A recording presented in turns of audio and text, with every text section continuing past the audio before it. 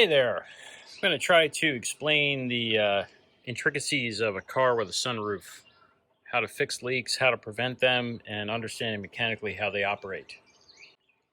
So first and foremost is the seal around the sunroof is something that a lot of people do not understand. There is a rubber seal, and then there is a felt seal. And the felt seal is generally attached to the glass, and the rubber seal is generally attached to the steel surface of the car.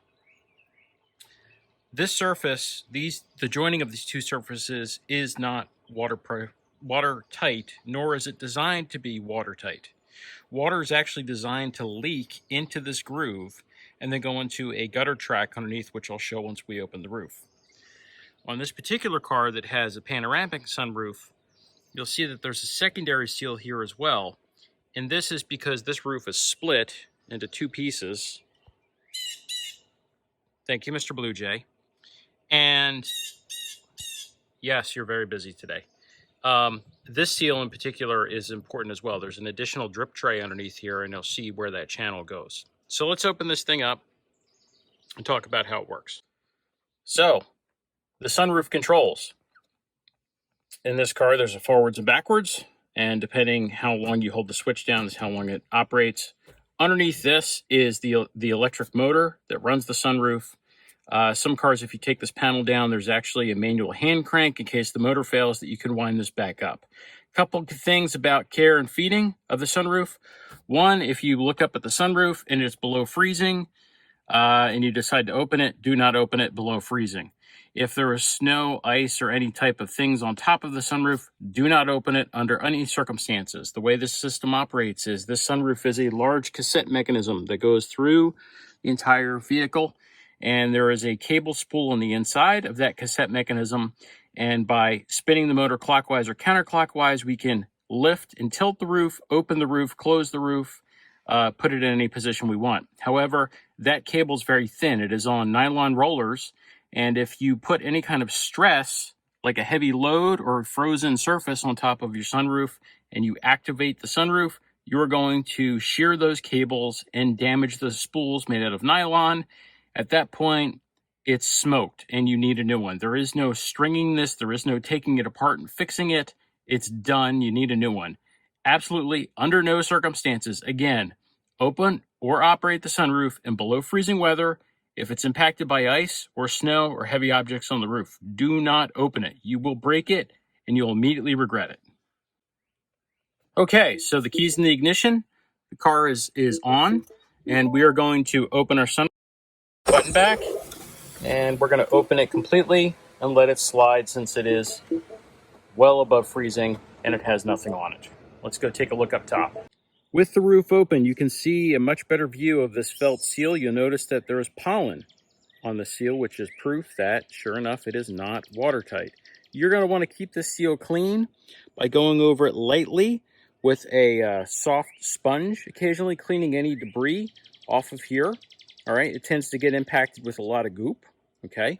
Likewise, the inner seal here on the body of the vehicle, you can see that it also has pollen on it, which is proof that it has gotten wet and moisture has traveled through it. We have our wind deflector, spring-loaded wind deflector that pops up. Very useful, absolutely necessary if you're going to want to have a quiet time with the roof open. And then looking down at the top of the track mechanism, you can see that there are several layers of tracks. Now, these layers of tracks have different amounts of debris in them, and it is a good idea to occasionally clean out those tracks. You notice that this one right here has some water sitting in it, and that's because this outer section of the track is a gutter. Remember that there is a gutter seal here on the inside. Any water that falls in here goes down into the gutter, runs down the gutter, and in the front here, orient the phone correctly, you'll see that there is a small drain hole.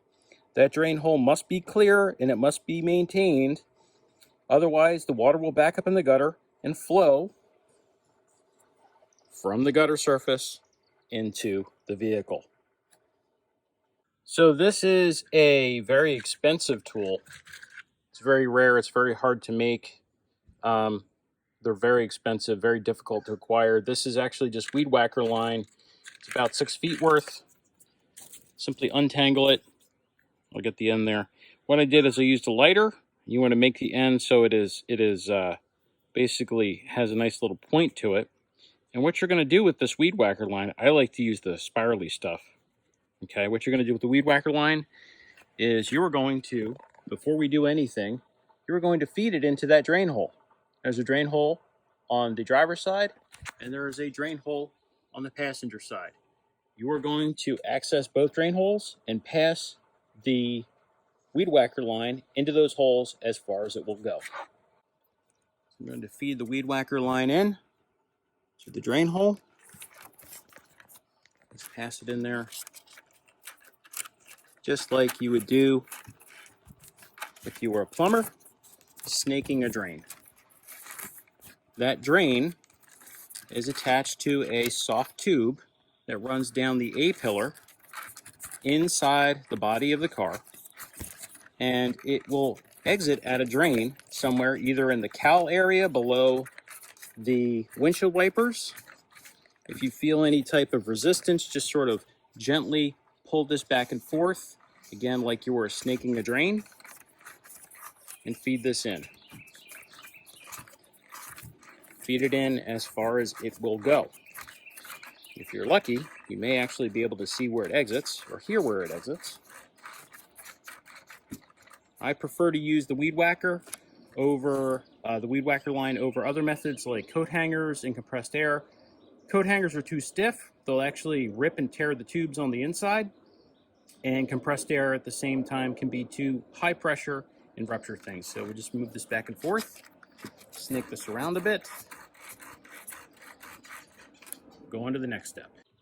To test if the drain is clear, take a little bit of water and position it over the gutter. Make sure you are pouring it into the gutter. Just a few drops. Make sure it's going into that drain hole.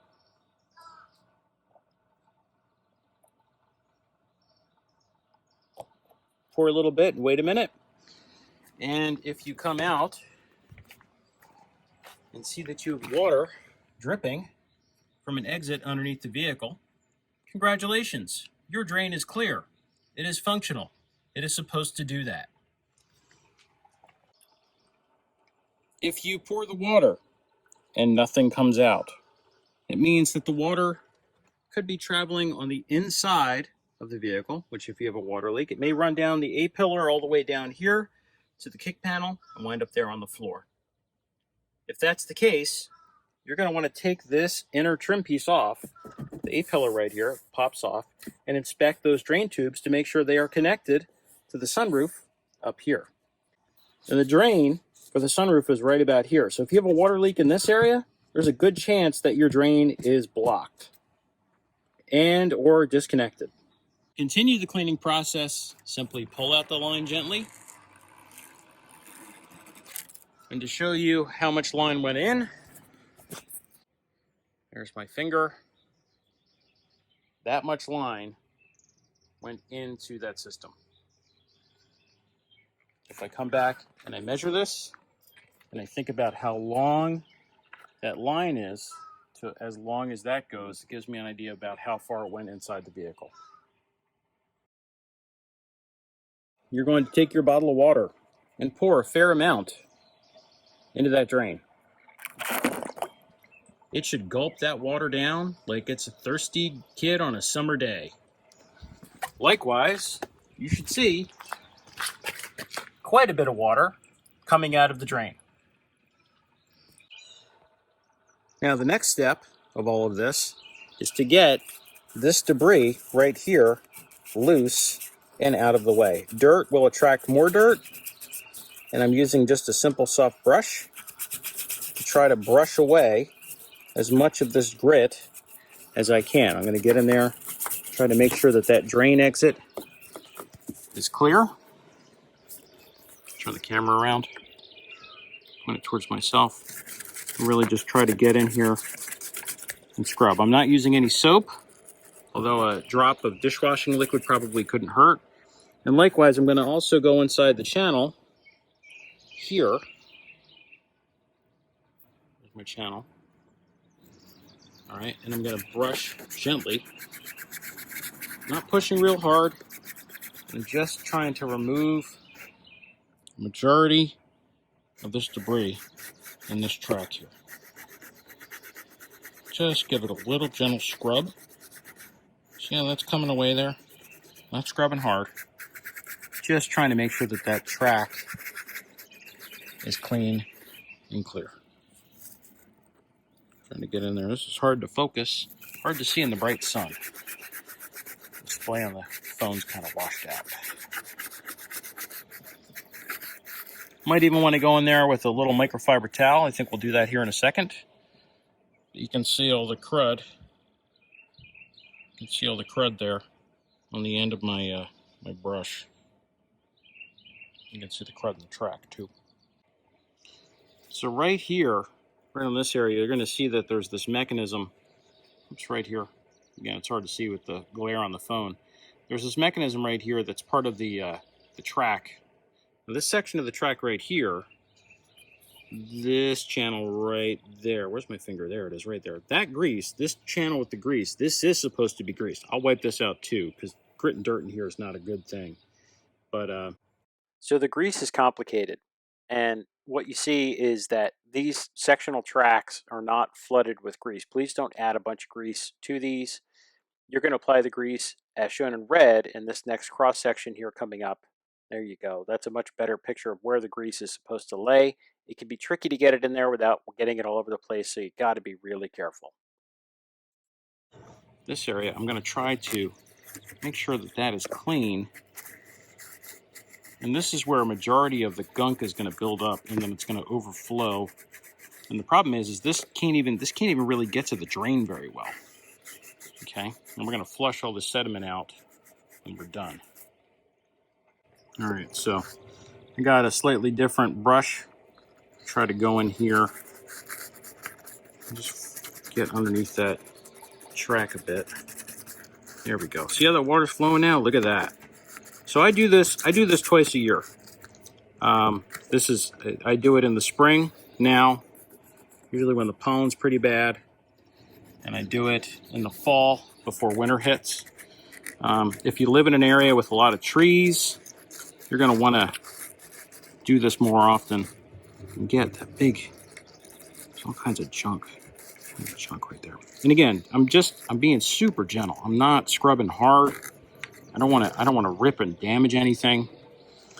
Just take a little bit of water, okay, and pour it into that track.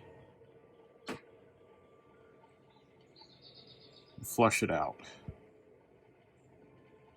Just make sure it all flows real nice like. It doesn't have to flow fast. There's some of the junk on the end. We just want to make sure that it will, in fact, flow. Doing this goes a long way to make sure that the mechanism is working and that you won't have any leaks. Now the one in the back, further back, can't really get back there too well on this particular car. So got to do the best you can do. And having at least 2 functional drains is key. Some cars have 4. The rear drains are sometimes very, very difficult to get to. Pour some water through here. Make sure that drain track is clear, and now it flows just like a river.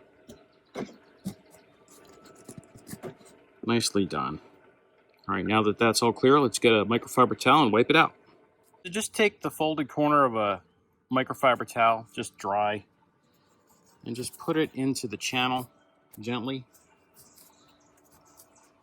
Kind of wedge it in there a little bit. Don't push too hard, and just kind of give it a little gentle back and forth motion on the inside to clean that track out. You're also cleaning this rubber seal as well. Don't worry, we didn't forget about this guy either. All right, so we'll come in here and we'll just give this a nice little gentle wipe. Gentle is the key here. We're not scrubbing super hard. Okay, and we pull this out. You can see all that junk on there? That's what got left behind. It's not perfect. It doesn't have to be perfect. You don't want to scrub it to be crystal clear here. But the fact is you want to get a majority of the debris out and make sure that that water can flow safely through those drains. I like to, again, to use a little bit of microfiber. You could put a little soap on it if you wanted, but it does a good job of making sure that that seal is clean. If that seal gets impacted with dirt, it's going to allow much more debris to flow through. And I'll show you what we put on it when we're all done. So now on to the sliding track mechanism on the inside here. Remember, we just cleaned out the gutter.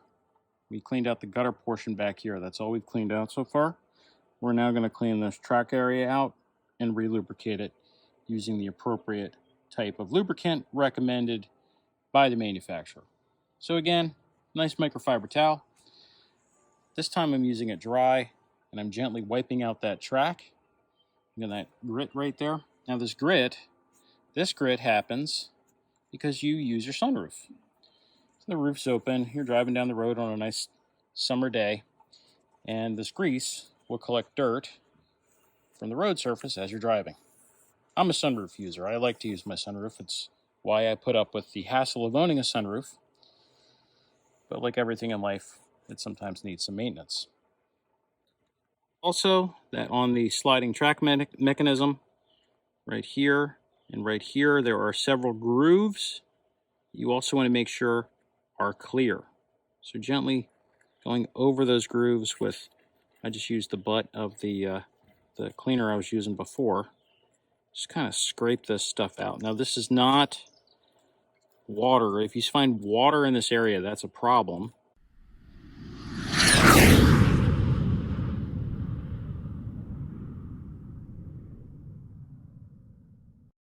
Means your roof has really been clogged. But there's all kinds of junk in here, little pieces of tree scum and all sorts of junk winds up in here. Just make sure that those are generally clear. There we go. And again, a soft brush works well here. You can use that. Just gently brush out this area. And preferably, if you can, actually try to vacuum this stuff. I really don't want it in here. Toothbrush would work well too, if you got that.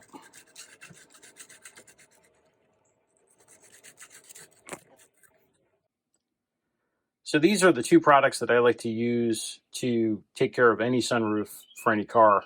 One is Silglide. This is an original equipment manufacturer kind of silicone based lubricant.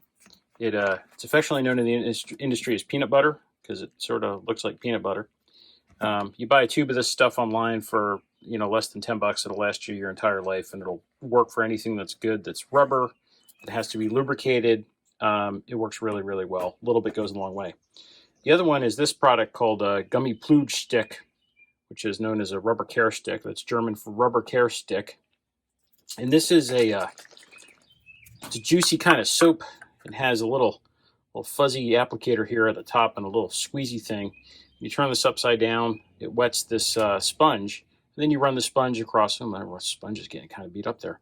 You run the sponge across the rubber surface of the. Might be time for a new one of these guys. Run the sponge across the rubber that you're trying to treat, and this makes a nice slick coating. That's I want to say it's probably water-based, but it's better than a silicone spray, and it's what all the European manufacturers recommend. It works really well in any kind of rubber seal. It's harmless stuff.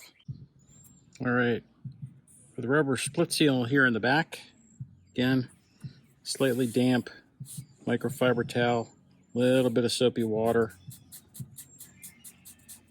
Just clean that up. Wipe all the way around the entire perimeter of the felt. Just gently. Lift mechanisms exposed. Again, just gently, gently, gently wipe them off. Try to get as much debris and pollen, muck, whatever you got on there, out as possible. All right, so we are continuing to Gently wipe down our felt. I have the sunroof in the tilt position. I've since closed it back up. Just going over the felt here, all along this piece, and then you'll see here there's this bridge. This is a drip shield. This is another one, all right? And you're just gonna wanna take a microfiber towel, just wipe that track out real smooth like. Finally at the rear of the sunroof with the tilt position. Again, wiping out the felt, gently wiping off the felt, wiping it out, making sure it's clean, making sure it's not impacted and pushed down heavily. I'm not rubbing hard, I'm literally just taking the pressure of my finger and running it across the seal with a damp microfiber towel. I'm going to do the same thing with the rubber seal on the inside, best I can get in there. Okay, and again, there's another drip tray right down there on the inside. I'm going to take my wet microfiber towel and gently try to wipe that track out.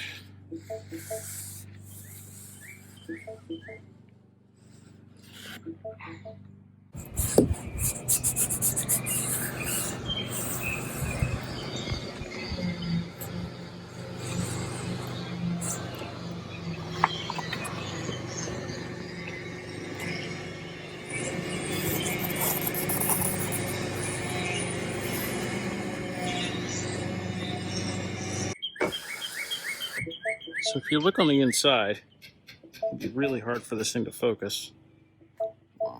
Focus. There we go, we got the inside there. When I close this, you can see which part moves, how the pieces all interconnect. A little easier in person than on the camera. But those are the areas that we want to lubricate with our silicone lubricant.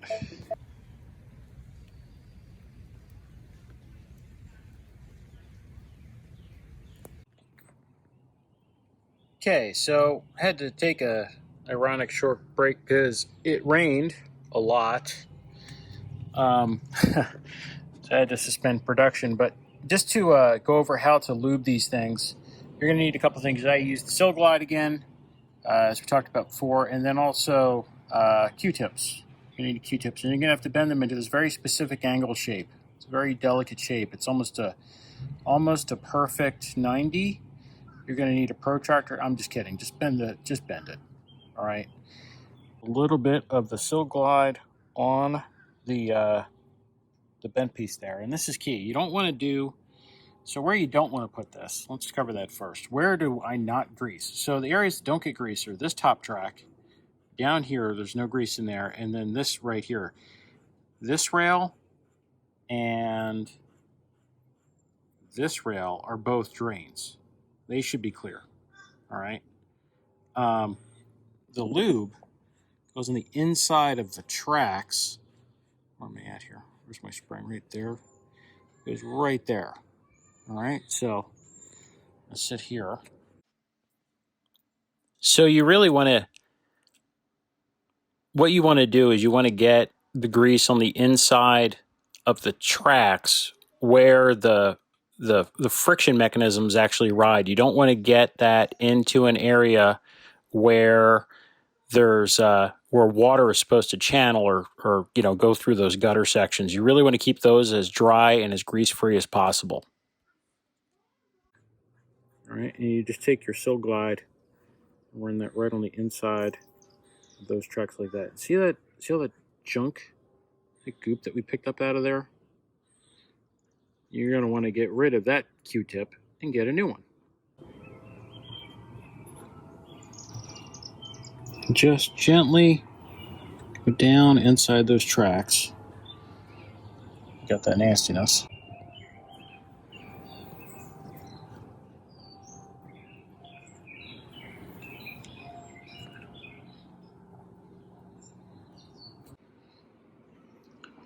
You can even use the Q-tips if you want to go back and kind of clean up some smaller areas you may have missed before. Kind of like to do one final wipe down just to get everything before you pack it up for the rest of the year.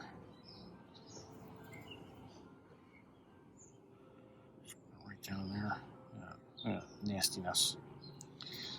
All right, and there you go. That's care and feeding. Do that a couple times a year and you'll never have a clogged drain or a busted cable or a bound up anything. Good luck. Thanks for watching. Drive safely. We're sorry, the number you have dialed is not in service at this time.